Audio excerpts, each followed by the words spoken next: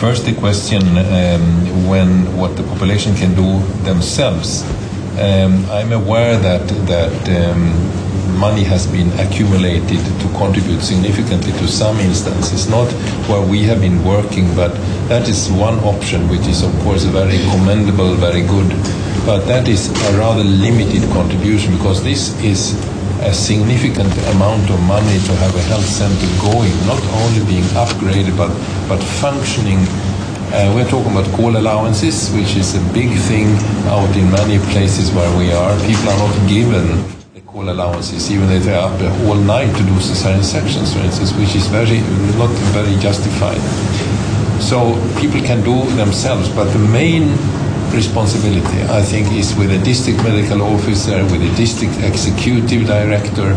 So both the DMO and the DED and upstairs in that organization must be aware of the real cost to save lives in remote areas. So that's I think for us a bit lack of transparency. How can that flow of money be clear so that we see what is dispersed, what is not dispersed, what is the impediment? When it comes to electricity, we have been active in building solar panels on the roofs of our health centers. We have been buying generators so that we have air conditioning in the operation rooms, which is a very important thing during the hot period. So generators fueled by the DMO, not always, but that is the idea. Solar panels giving sort of basic energy supplies. But the maintenance has to be done by the district government, isn't it? The local government. That is also a difficult thing. Let's say the cost of fuel for a generator to sterilize instruments. We can actually calculate the cost of one pair of scissors. What is the cost in terms of fuel shillings to have one instrument sterilized? You know, the fuel goes to the generator provides electricity, the electricity goes to the autoclave, and out of the autoclave comes a sterile pair of scissors. That is the cost in fuel, and that is not cheap. But so if we should safeguard good surgery, cesarean sections for mothers, that is a fuel cost which we must calculate to be prepared. What is at the end of the day, what is the cost to save a mother's life? And that can be calculated. We try to do that, but we are sure that for years to come, there will be a deficiency and scarcity of resources to make what you said happen. So we are sort of gap fillers now. Thank you very much. Ningependa kuchangia madai kwa kuomba maoni kutoka kwa serikali iweze kusaidia sekta ya afya. Huduma muhimu ambazo nataka zipatikane pale kama umeme na majenereta ili kuepuka migogoro ya vifo vya watoto na mama wajawazito. Kinachotolewa kwa ajili ya bajeti inayotengwa kwa ajili ya afya ni ndogo, lakini kile ambacho kinanunuliwa pia matumizi yake si mazuri, kwa sababu kama katika hospitali mtu anakuwa anachangia shilingi 2000, daktari anamshika na mkono hivi anamwambia na malaria kanunue dawa nyumbani, lakini sasa ukiangalia dawa ni shilingi 1000 malaria. Kwa hiyo angeweza kuchukua 2000 akanunua dawa 1000, inayobakia akaenda kanunua hata chakula akala. Mtu unakuta na bima ya afya, unaenda hospitali, unapima labda lakini hupati dawa. Unaelekezwa nenda duka fulani kanunue dawa. Sielewi hicho kitu kinakuaje. Kwa nini mimi nielekezwa nenda duka fulani ukanunue dawa? Ukiangalia hilo duka ni la daktari fulani. Hospitali kubwa haina dawa. Duka la mtu binafsi ambaye ni daktari lina dawa. Hizo dawa anazipata wapi huyo daktari? Sasa katika sekta za afya watu wanapiga kwa sababu kuna miaka fulani walibadilisha dawa wakasema ameleta fangsida. Ile fangsida sikujua kama utafiti madaktari walifanyia wapi.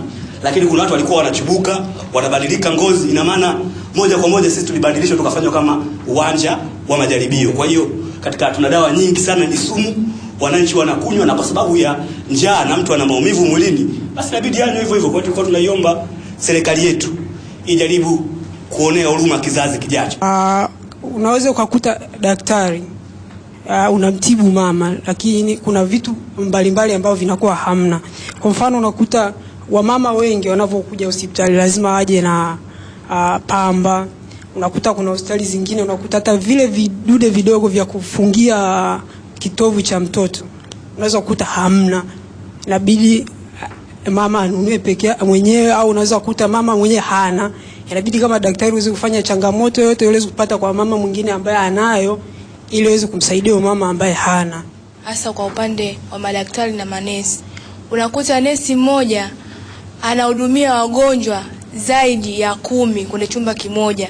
Mfano mimi mwenyewe binafsi niliumwaga. Katika kuumwa, yule nesi alikopa ananihudumia mimi, yani alikopa na mambo mengi, akaacha lile drip la quinini, yani linaenda haraka, akaacha vile vile nilivyo, akaenda kuhudumia watu wengine. Kwa hiyo pia nikupa penda kushauri serikali, kama serikali iangalie nesi mmoja apewe wagonjwa kama ni wawili ili afanye kazi kwa uangalifu. Daktari anaenda kumtuma mgonjwa akanunue dawa katika pharmacy ambayo labda inamilikiwa na daktari huyo. Je, hiyo ni maksudi au ni nini? Au tunaambiwa kwamba mtu unachangia kwa mwaka shilingi 5,000, unaambiwa huduma ni bure, lakini akifika daktari anakuwa anamchangisha. Lakini malalamiko pia yanatoka kwa wale ambao wameambiwa huduma zinatolewa bure. Kwa mfano akina mama wajawazito, watoto wachanga na wazee. Wameambiwa nendeni tu huko mtakuta kila kitu. Na nafika pale unamwambia hiki hakipo, nenda ukafanye nje, au kuna dawa hakuna, nenda Kwa hiyo ni kapu moja tu kwamba bado huduma zetu haziwezi kukidhi matarajio na matamanio ambayo serikali inayo. Kwamba pamoja na kuchangia, bado miundombinu inayotumika ni ile ile kwa wale waliolipia bima na wale ambao hawajalipia bima. Kwa hiyo wote tunaangukia katika kapu moja. Na kimsingi pale daktari anapokuambia hapa hakuna dawa hii, nenda ukanunue kokote, yani hakuna namna nyingine ya kumsaidia mgonjwa zaidi ya hiyo. Mimi mwenyewe pia nimewahi kuugua, pamoja na kwamba ni daktari. Nimewahi kuugua, nikaenda hapa hospitali ya taifa Muhimbili, nikatakiwa kufanya kipimo cha echo, lakini nikapewa siku 14 baadaye ndio nije nifanye kipimo, kitu ambacho ni hatari sana. Mfano hapa mjini Dar es Salaam,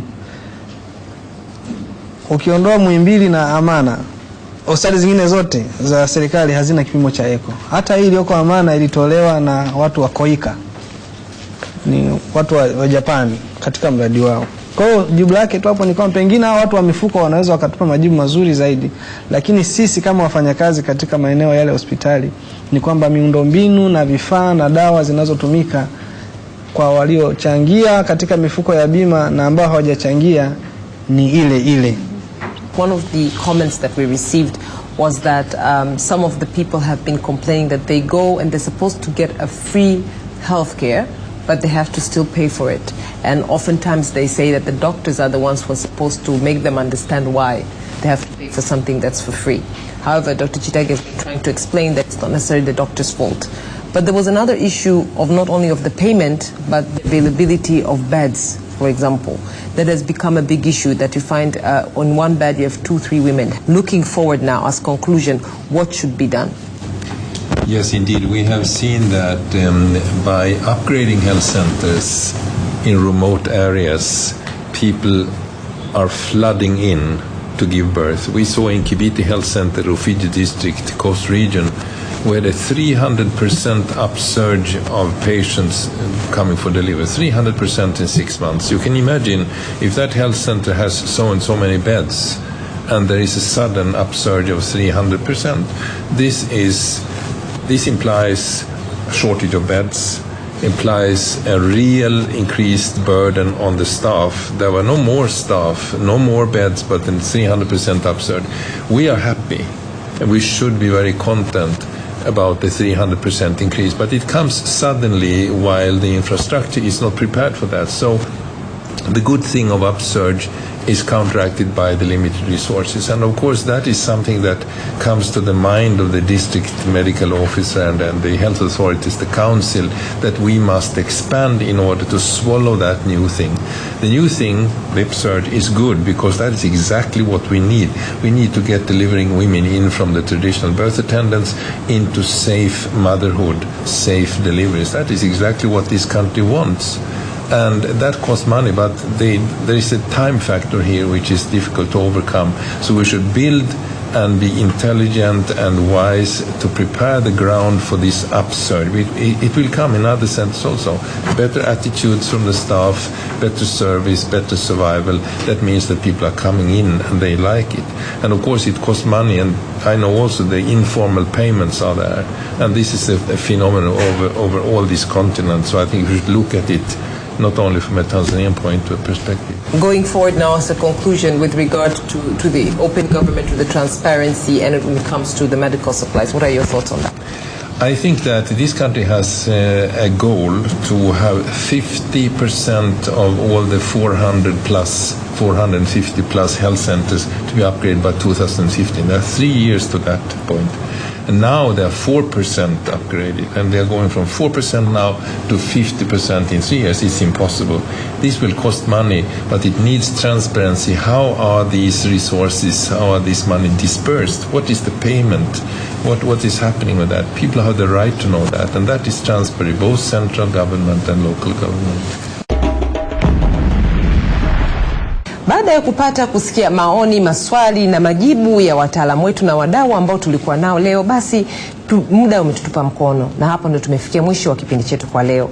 Kama una maoni au swali, pia unaweza kutuandikia kwa anwani yetu ifuatayo. Kama wewe mtazamaji ungependa kipindi hiki kikufikie popote ulipo, ni rahisi sana. Tunahitaji ushirikiano wako popote ulipo, na kila unapoiona kamera kipindi hiki cha changamoto uweze kuwasaidia wenzako kuhusiana na mada husika.